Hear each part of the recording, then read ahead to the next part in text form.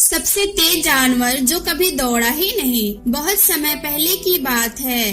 चारों ओर फैले घने जंगल, ऊंचे पहाड़ और बीच बीच में बहती नदियों के बीच बसा था अरण्यराज वन। यह जंगल सिर्फ अपने सौंदर्य के लिए नहीं बल्कि एक अजीब सोच के लिए भी जाना जाता था।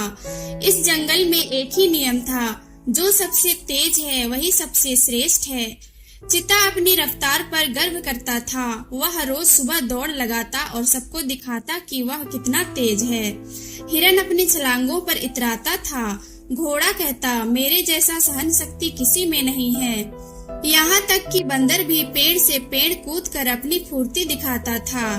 धीरे धीरे जंगल में यह सोच बैठ गई कि धीमा होना कमजोरी है। उसी जंगल के एक कोने में पत्थरों और गीली मिट्टी के बीच रहता था एक छोटा सा घोंघा। उसका नाम था स्थिर। वह न दौड़ सकता था, न तेज चल सकता था। दिन भर बस धीरे धीरे रेंगता रहता। जब भी कोई उसे देखता तो हंस देता था, अरे यह तो आज पहुँचेगा तो कल निकलेगा। लेकिन स्थिर जैसा दिखता था वैसा था नहीं। वह बहुत ध्यान से आसपास की दुनिया देखता था। हवा की दिशा, मिट्टी की नमी, पत्थरों की मजबूती, सब कुछ। वह सोचता, तेज चलना जरूरी नहीं, गिरना नहीं यह ज्यादा जरूरी है। एक दिन जंगल के राजा ने सभा बुलाई। गंभीर आवाज में उसने कहा, अब बहुत हो गया। आज तय किया जाएगा कि जंगल का सबसे तेज जानवर कौन है।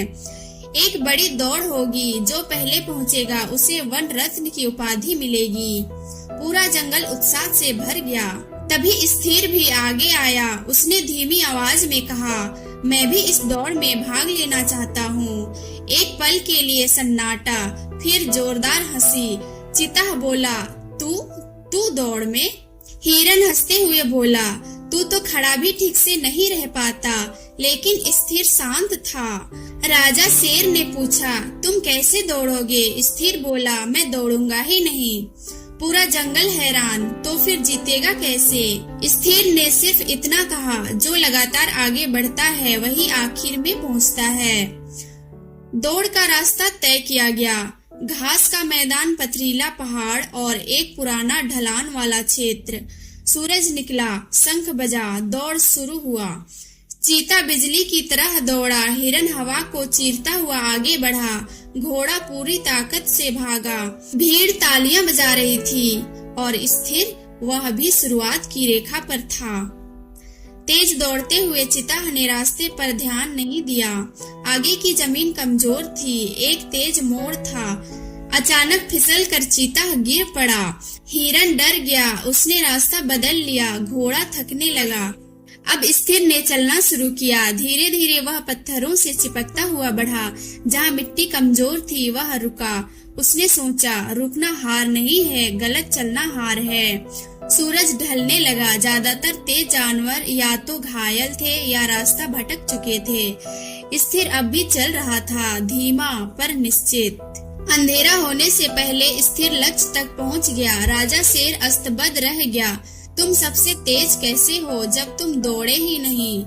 स्थिर ने कहा, मैं तेज नहीं हूँ महाराज, लेकिन मैं जानता हूँ कब चलना है और कब रुकना है। जो बिना सोचे दौड़ता है वह सबसे पहले गिरता है। उस दिन के बाद जंगल बदल गया। अब सिर्फ गति नहीं, समझ को भी महत्व मिलने लगा। धीमे जानवर भी सम्मान पाने लगे। इस कहानी से हमें ये सीख मिलती है कि सबसे तेज वही नहीं होता है जो दौड़ता है, बल्कि सबसे तेज वह होता है जो गिरने से पहले रुकना जानता है।